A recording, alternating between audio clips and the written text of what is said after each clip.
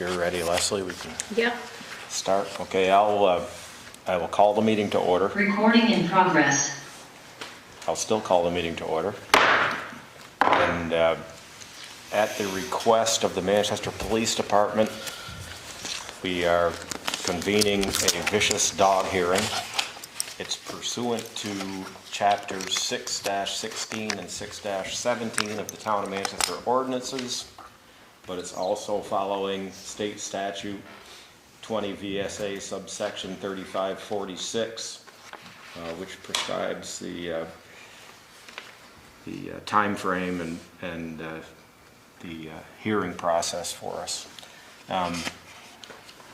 As I remember, and we've done a few of these now,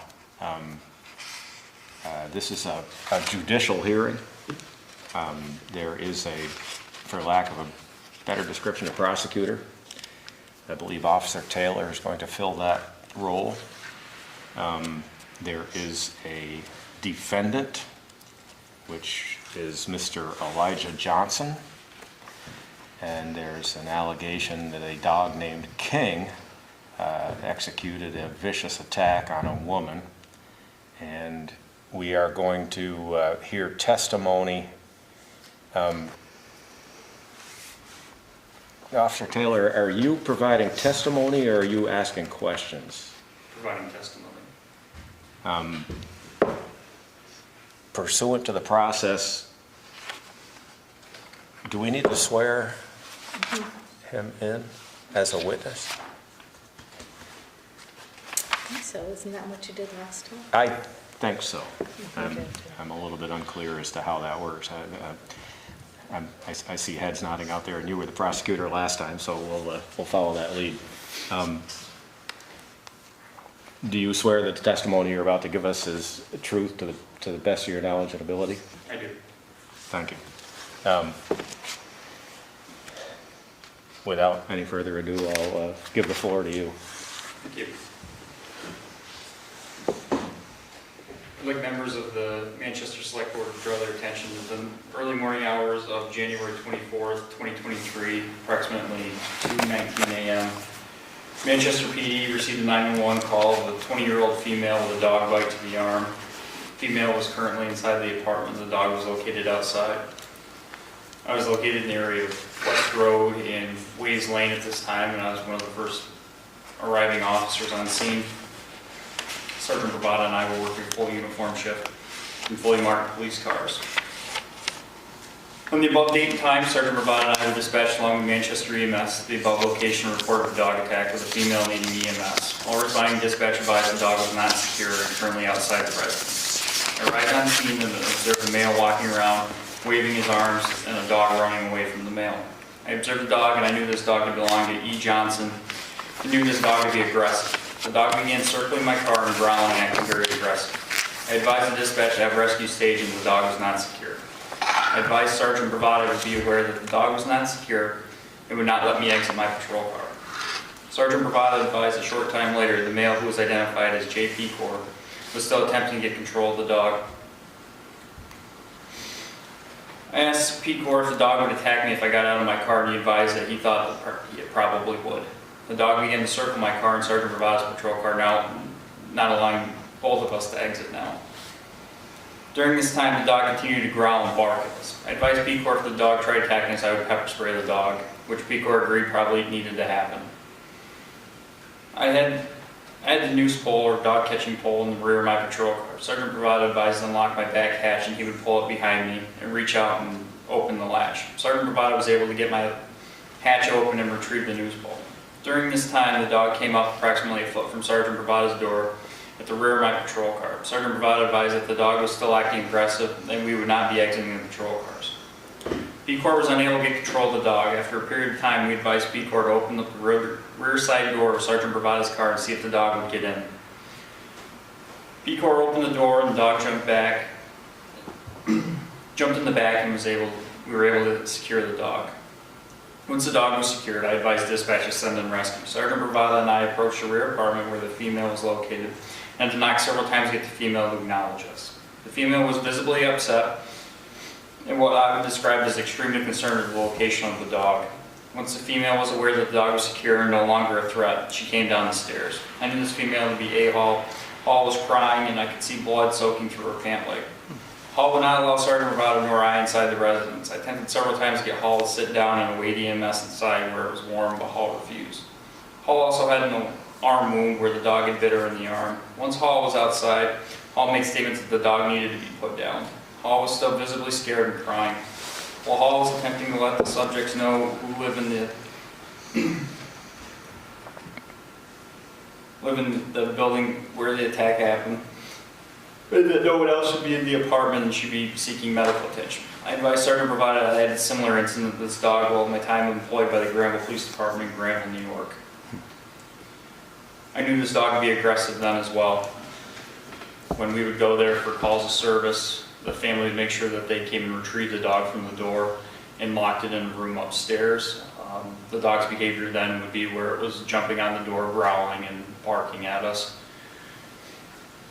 I'd then like to move your attention to Friday, June 4th, 2021, at approximately 5 p.m. I was employed by the Granville Police Department as a patrolman. I received a call for a child who was bit by a dog. I arrived on scene and found a child sitting on a sidewalk crying with his mother standing over him. Upon speaking to the child, he stated he was playing with a friend up the street, where this residence was with the previous owner, where I knew this dog to be aggressive. Said that the dog became aggressive and began chasing him down the street and bit his hand. That required a transport by EMS to the hospital to get medical attention and stitches.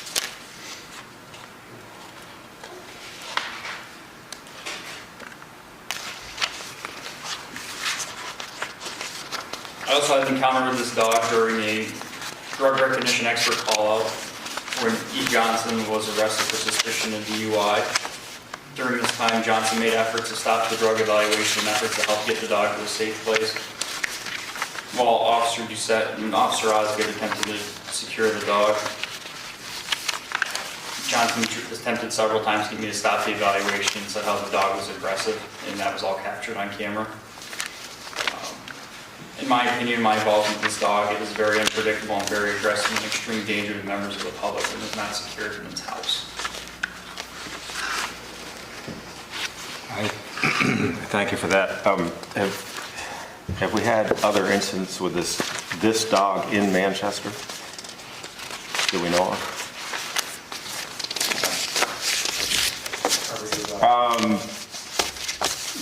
Yeah, I guess if someone's able to answer that, I'll ask once again, do you swear that the testimony that you're about to give is truthful to the best of your knowledge? Yes, I do. Okay. So I don't think we've had any actual incidents with this dog. We've had involvements with the dog where the dog was present in Eli's vehicle or with him or at his house while we were there for an unrelated matter, but we have not had any specific incidents directly related to the dog. When this incident occurred and Ms. Hall was attacked, was it on the premises of the owner? Yes, but she was staying there as a guest, is how she described it. Yeah, that has some bearing as to how we address this under state statute. To your knowledge, does Mr. Johnson spend time in Granville? He frequents many places.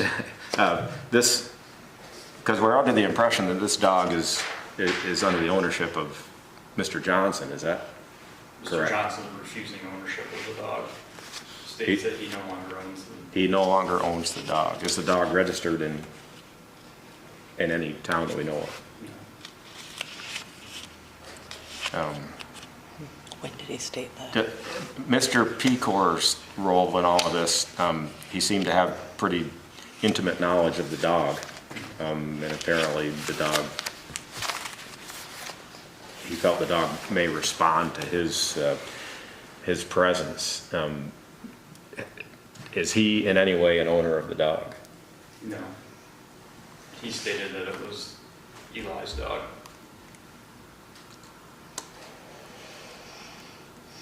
Anybody have any?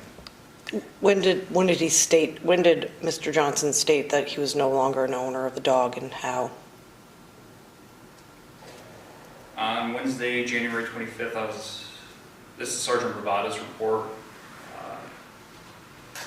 A female called our PD.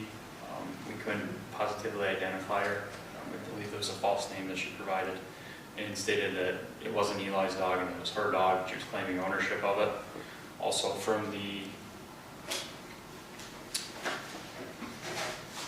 animal control officer's report, Johnson denied to speak with him.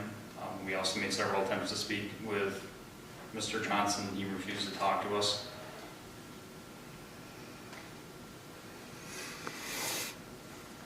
Yes, Lieutenant. If I could just add, I believe that his comments as far as stating the dog is not his is recent. We've had numerous involvements within the last several months where he has acknowledged that the dog was his. The only one that I was personally present at that I can speak to is we were at the Eli Johnson residence in reference to an unrelated call, and Eli was in a hurry to leave the premises. He had the dog with him and said that he had to take his dog to the vet, referring to that particular dog, so he had acknowledged at that time that it was his dog. And Mr. Chairman, I don't know if I have to swear myself in, but I've had dealings in my real estate. Are you providing testimony? Yes, yeah. As a witness? Can I do that? Are you providing this testimony under the guidance of the prosecutor? If so, I would ask you to move to the podium, not as a member of the board, get sworn in, and have Officer Taylor ask you a question. Okay, If that's okay with you. that's fine. Do you know what the question will? I mean, apparently there's testimony that he wants to provide. So if you could move to the podium.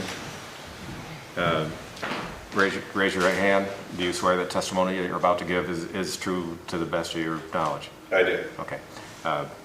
Officer Taylor, do you have a question for the witness? Do you have any knowledge in your outside life out of the select board of this dog? Yes. I believe this dog was at the residence this summer. I don't have an exact date, but in my real estate world, I was handling a rental property for Eli's grandfather.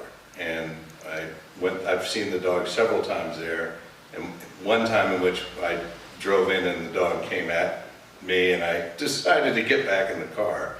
And I believe it was Eli who appeared at a window above the driveway in the house saying something to the dog, but it appears in the pictures that that's the dog that I had an encounter with. So Eli spoke with the dog, it seemed, and that dog was a resident of the property at that time. Thank you. Are there any other questions? No. The defendant is not here, and he's not represented by counsel here, so we'll have to proceed without any input from that side of the proceedings. At this point in the proceedings, I'd like to, in full disclosure and transparency, say that I know the Johnsons well. I've known Eli since he was a little kid. I have had dealings with him in my motorcycle parts business, and I don't believe any of those connections will prevent me from providing a fair and reasonable judgment on this proceeding. If anybody has any problems with those connections, I'll recuse myself, but I think it's a small town. We all know each other. So. Can I ask a question? Yes. Is the person, Ms. Hall, have you spoken with her since she got medical treatment from that night? I haven't spoken to her. I know her from other professional involvements. Ms. Hall isn't very forthcoming with information to me. Sergeant Bravada is going to follow up with her. Ms. Hall is also known to be a transient as well. She moves from town to town.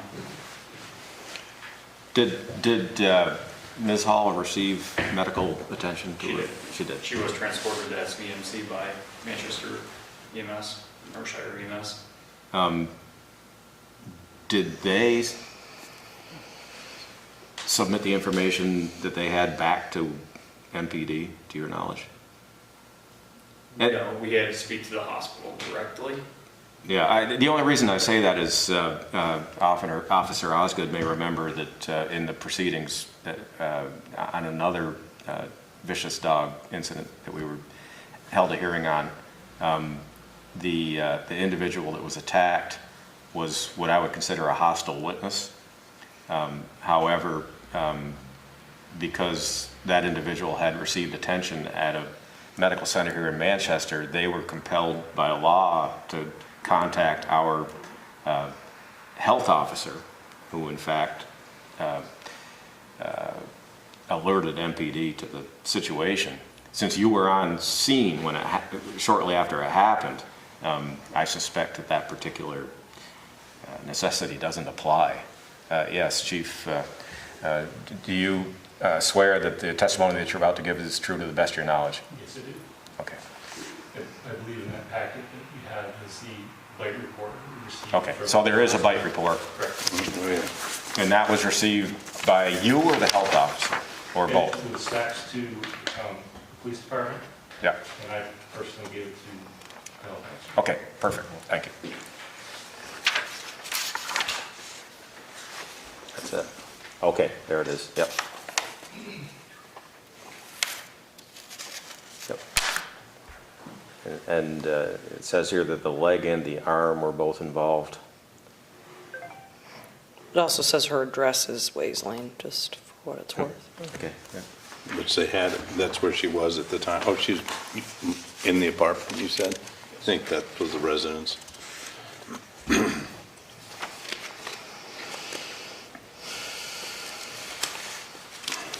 Are there any other questions? Does the board feel that it has received enough testimony to, at some point, make a decision on this?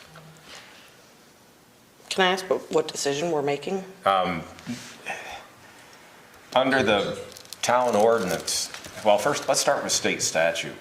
State statute speaks fairly clearly to, or maybe fairly ambiguously to how dog bites are to be resolved if it happened on the premise of the owner.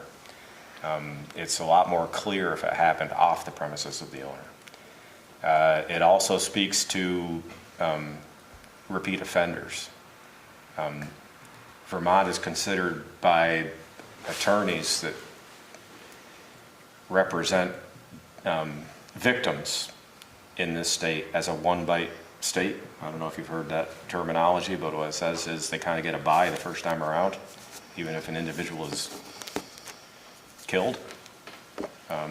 It doesn't carry the same weight as if it was a repeat offender. So what we have to consider here is that this dog appears to be a repeat offender based on situations that the officer knows about in Granville. And within our own ordinances, there are allowances as to what we might do under these circumstances. The bite alone is considered a second-degree offense. I think the first time is a third-degree offense. Second time is a second-degree offense. There are fines that go along with that under the general provisions, but the range of what we could prescribe go all the way from putting conditions on the release of this dog that would probably include a fine, paying all the expenses for the confinement of the dog while this is being determined, construction of containment for the dog on the owner's premises so it doesn't have access to people as they come and go from the property, a mandate that the dog wear a muzzle every time it's not on the premises, and could go as far as to order the euthanization of the dog. We have that full range of authority. In the state statute, Mr. Chairman, it says that the victim without provocation, do we know what were the circumstances? Did she say that, did she hit the dog and the dog bit her, or we don't know the circumstances? She stated in a report that her and Ecor were fighting over a vape or Uh-huh. smoking device, at which point the dog attacked her. The dog got agitated. And the dog is with you now, with the department? It's security. Correct. Yeah. And how has it been since it's been in confinement? So, if I may, it's not currently in our custody, it's at a local vet that we contract with. And in order to get the dog there safely, the vet actually had to come to the police department with the vet tech as well and administer a tranquilizer to sedate the dog in order for us to transport it down to the vet. And it has been at the vet since then, so we have not had any updates as to how he's doing down there. As a complete aside, it sounds like the dog's purpose was to protect the non-owner. I have a question. Yes. There's some narrative in the report that speaks to who lives in that home.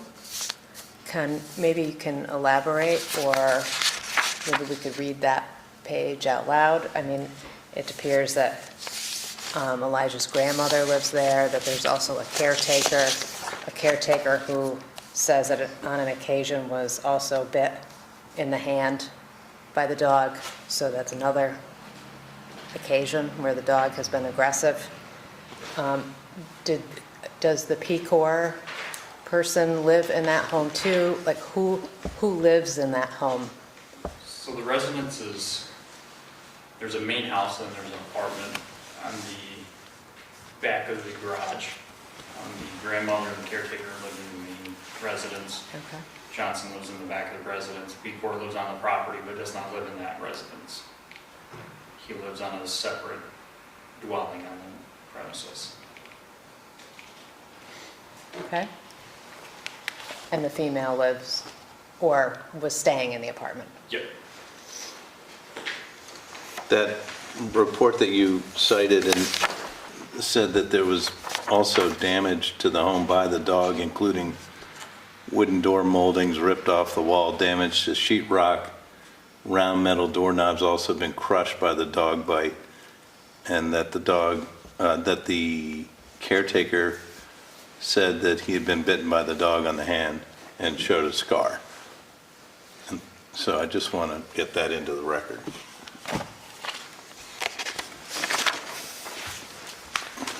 If we make prescriptive recommendations and no one ever claims the dog, or presumably this dog is not in a good state right now.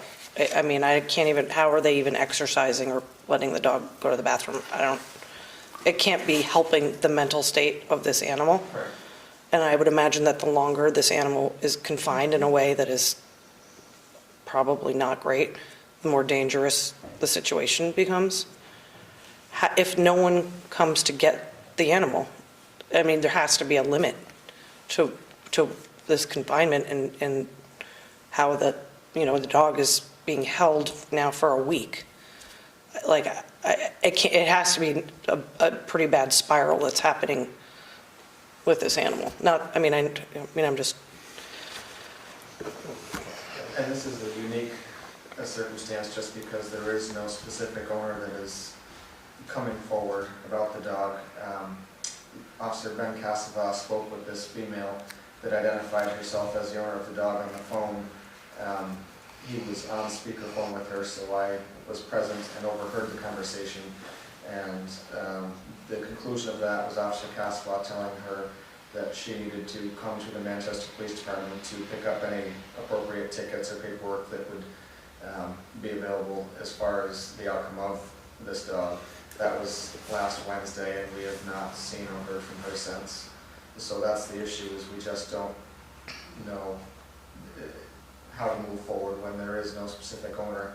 I don't know if this is a dog that the Humane Society would take, especially given its past history of aggression. My guess is it probably would not, but I don't know where we proceed from here.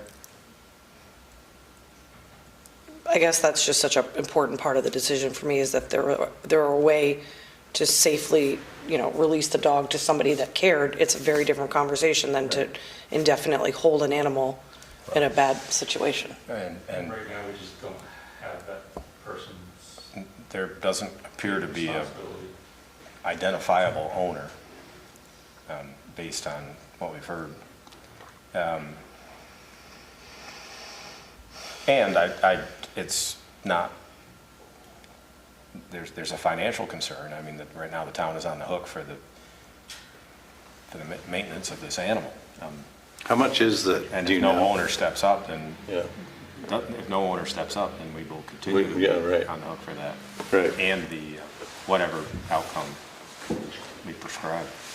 I have a quick question that maybe you guys can answer. If the Humane Society took it, do they, one, try and find a home for it, or ship it to a farm where the dog can live, or what happens if they get it? And if they can't find an owner or a place for it to go, is it euthanized? My understanding is that that they would try to find a home for it, but the Humane Society is a no-kill shelter, so to speak, so they would not euthanize it if they could not place it with a home. But with that said, I remember in the past when we've been trying to even just bring a stray dog to the Humane Society, they will not always accept it, so I can't guarantee that they would take it. And if they, okay, so they say, we don't want the dog, and then it's back in your hands again. It's not like we don't want the dog, but we'll take care of Correct. the humane disposal. No. No, we have to, that would be on us. And if we decided to euthanize the dog, would that expense also is on the town, correct? So, Mr. Chairman, I was thinking about this in a way that may We be have, helpful, I don't we know. have the ability to deliberate Yeah. in closed in session. closed session. Please. And before we But make come any up kind of with a- decision on this, we may want to do that, just so that, That's probably the best. that, and the reason for that is the same as any reason for deliberative session. You may propose an idea that doesn't fly with the rest of the board, and then it, Right. because it's recorded and it's out there for, That's fine. on TV, I think people we may do that. get confused as to, Yeah. it's better to talk it over and try to come back with a cohesive, Okay. I remember consensus. we did that in the last session. do we need more information? Is there anything else that anyone here could offer that might help us in this, just as far as understanding the circumstances? Is there a video that you have that's available, or is there some other, I've submitted my body camera footage, also Sergeant Bravada's dash cam footage of the dog circling and barking at us. My body cam footage displays Ms. Hall's demeanor and upset appearance and her bite wounds. would that be helpful to anyone? Well, I think that might be very helpful. Do you want the video one, or which, yeah?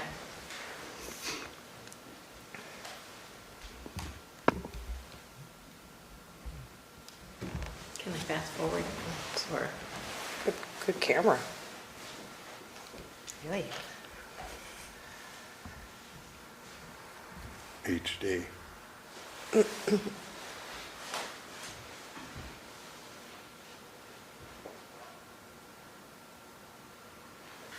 While we're watching this video, is this video part of the recorded meeting? If anybody reviews this meeting, will they see this? GNAT will see it. It won't GNAT show is up seeing on it, he's ours. probably zoomed right in on it, thank you.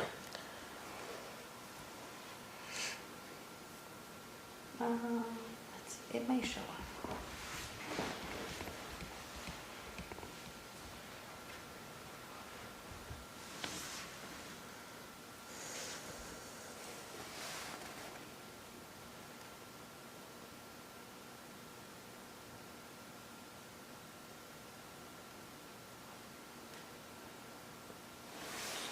Can we ask questions while we're watching? Yeah, certainly. It looks like you turned off the lights.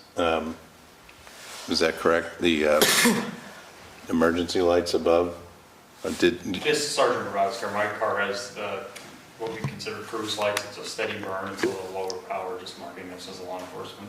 Would the dog freak out due to the lights? That's not, I don't think there's anybody here that's. that could say be it, able to right? Answer Yeah, that question. exactly. That's- Well, I guess what I was asking was, did you turn them off for that purpose?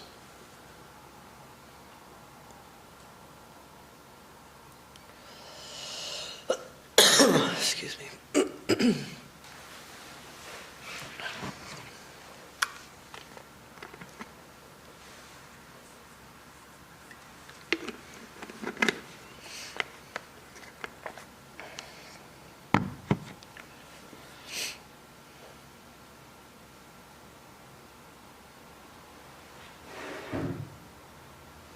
Does he have a leash attached to him? Yes. And then he still couldn't catch him? No. Well, it looks like every time he goes towards him. You just step on the leash.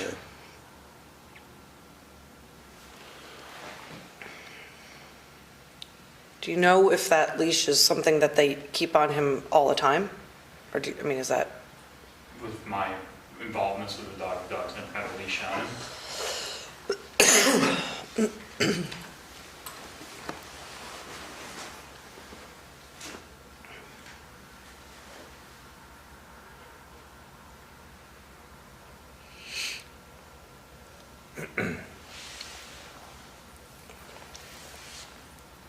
Are we looking at their house here? That's Or the is main it residence. across the street? Okay. I think the dog just went in front of the cruiser.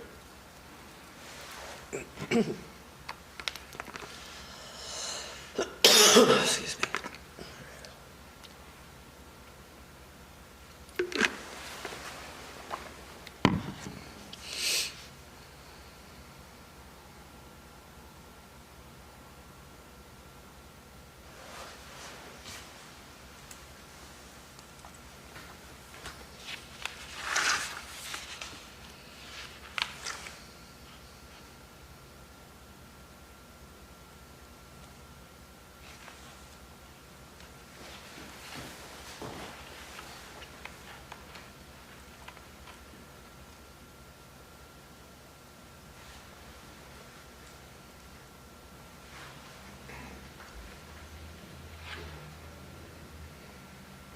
Have we gotten the gist of this? Sorry. Okay, can we get the other one?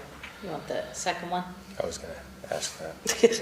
We might have to put the other disc in for that one.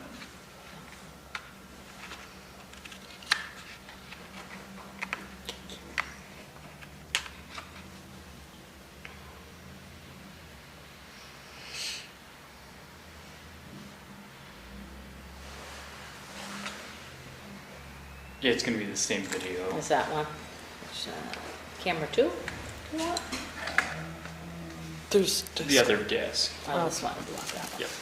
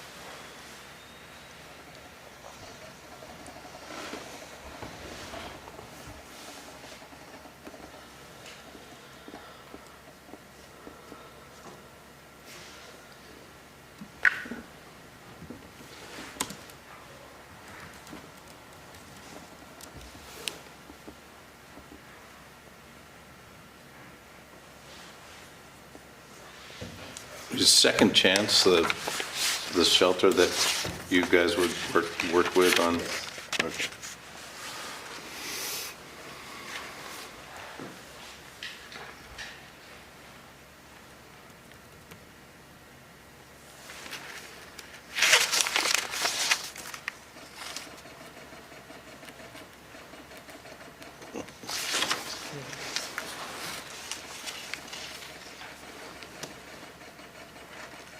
sounds like it's struggling.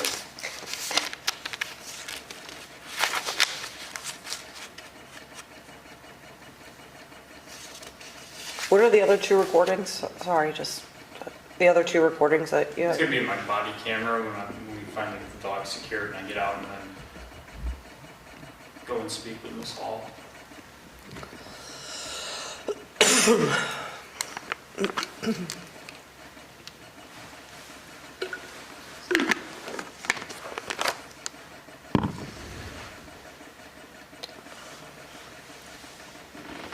This ways. Did you hadn't discussed this yet with the shelter about surrender? We have not. Okay.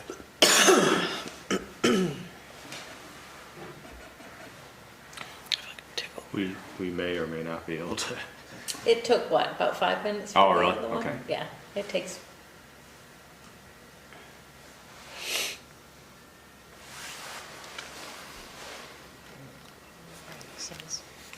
There we go. no, it still won't switch. Might have to exit and open up the. You'll have to come control that one.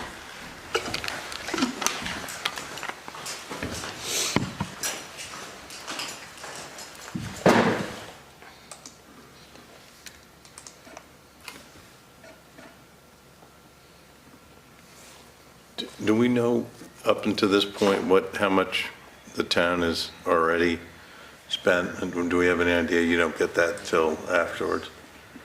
Is it like a boarding cost, like the cost of typical boarding? It's a set fee per day, so I believe it used to be $15 per day. I'm not sure if it's changed recently or not.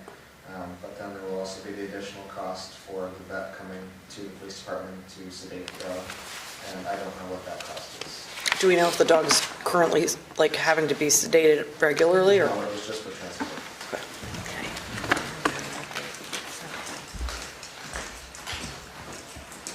Thank you, Derek. It's not helpful. Oh, you got the ball out.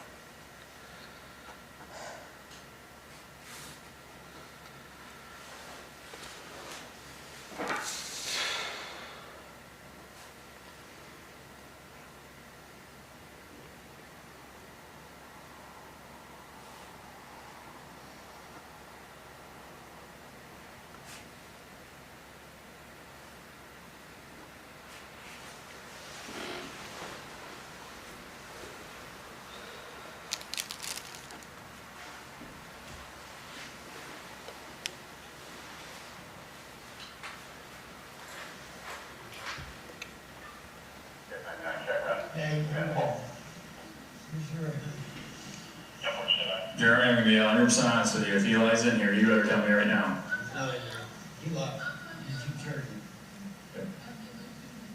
How about you just open the door, Amanda? Okay, so open the door. I want to make sure you're all right. Where'd you get bit? Where'd you get bit? In my leg, Holy Jesus, okay. and in my arm. I don't know how bad my arm is. Okay, how about you sit down and the rescue squad's coming? Okay, I just gotta get my shoe on, okay? How about we come in here so where it's warm? Yes. They're right there coming outside. It's not my place to let people in. It's not my place. Is Eli in here? No, he's not here, sir. He left. That's why I have the dog. Okay. He asked me to watch the dog, and I gave him a place to stay. I know he was in there. Okay, have a seat. I'm coming outside. It's not my place to let people in. I'm okay to come outside. Nobody else is here. It's just me. Remember it's 4-6. Want to reset on that stuff? Hand leg first, Amanda. Not that I'm aware of. I don't know what it looks like. Just keep going. Pull up.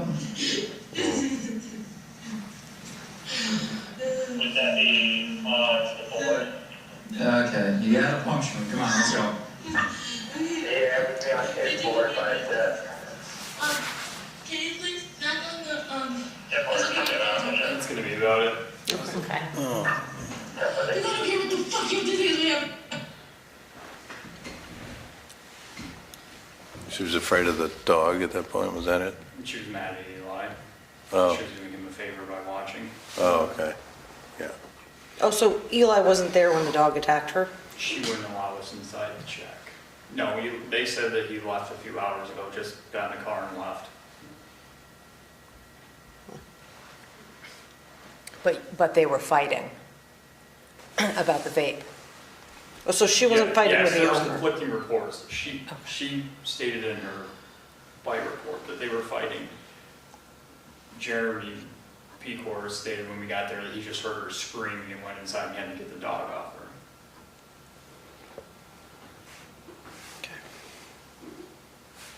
her. And in Mr. Pecor's report, Eli was not there at that. He said that he left several hours prior. Okay. Okay. So I don't think we can determine from any of this evidence what provoked the attack. I mean, on one account, we have a potential that there was an argument going on that the dog might have gotten excited over, but in the other testimony, there wouldn't have been an argument because the other individual had left several hours earlier. Okay.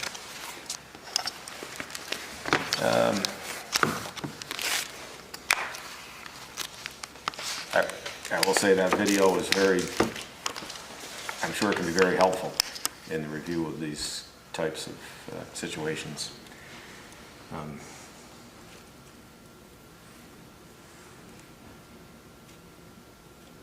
I think that's all the information, isn't it? Okay, why don't we, An executive session motion? yeah, why don't we retire into the other room?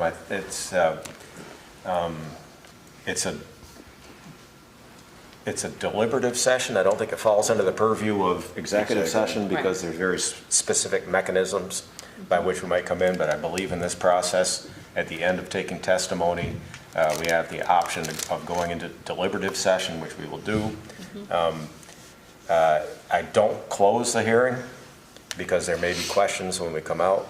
I don't want to tie you up too long because I know you're all busy. But we need to get a consensus from the board. And if we're not able to reach consensus at this point, I would then close the hearing and we would not be able to take further testimony. We'd have to make a decision based on the information that we have in front of us. So we'll go, why don't we go into your office, Leslie? Yeah, or the. Oh, yeah, okay, that'll be all right, yeah. As long as we don't yell and scream.